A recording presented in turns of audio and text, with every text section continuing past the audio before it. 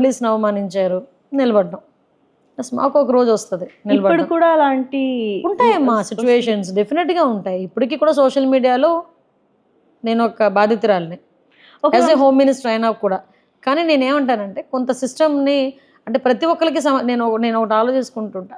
ఏనుగును చూసి కుక్కలు మురుగుతూ ఉంటాయి.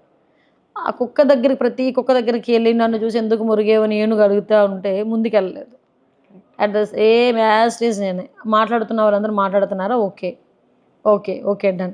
ఒకటైతే మా నాన్న చెప్పారు, ఎవరైతే మనల్ని ఎక్కువగా విమర్శించడం స్టార్ట్ చేస్తున్నారంటే ఎక్కడో ఒకటి మనం గెయిన్ అవుతున్నాం, అక్కడ ఎక్కడో సక్సెస్ వెళ్తుంది మన దగ్గరికి. సో అదైతే నేను ఆ సక్సెస్ మంత్రం అయితే నేను చూస్తాను, ఎంజాయ్ చేస్తాను కూడా.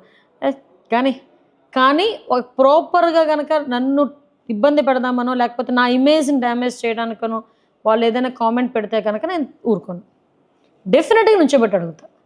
అదే జరిగింది లాస్ట్ 2014 అసెంబ్లీలో, 2014 నుంచి 19 మధ్యలో అసెంబ్లీలో అదే జరిగింది. ఆ రోజే ఏదో మాట్లాడింది, ఎందుకు మాట్లాడాలని అసెంబ్లీలోనే అడిగాను నేను. అసెంబ్లీలో నాకు న్యాయం కావాలనుకున్నా, ఆ రోజు ముండిగా నుంచున్నాను, ఆ రోజు సక్సెస్ అయ్యాను. సో అలాగని ప్రతి ఒక్కరు ఏదో మాట్లాడుతున్నాడు కదా అందరినీ వదిలేసి వెళ్ళిపోయాం. మమ్మల్ని ట్రిగ్గర్ చేసి మా ఇమేజ్ని డ్యామేజ్ చేయాలని చూస్తే మాత్రం తోలు తీస్తా డెఫినెట్గా.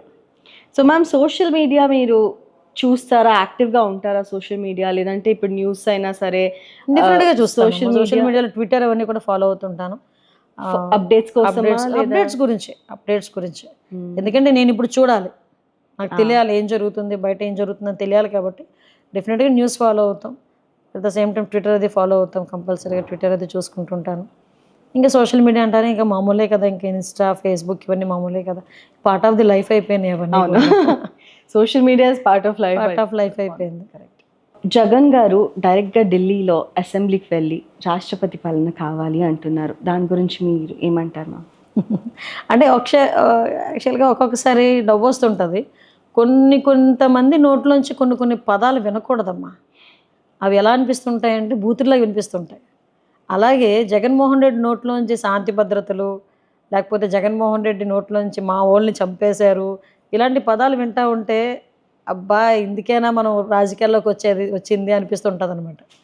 అంటే ఆయన అసలు యాక్చువల్గా లాస్ట్ 5 years కూడా రావణ కష్టం చేశాడు రాష్ట్రాన్ని. అతనికి నచ్చకపోతే ప్రజావేదిక లాంటి వేదికలనే కూల్చేశాడు.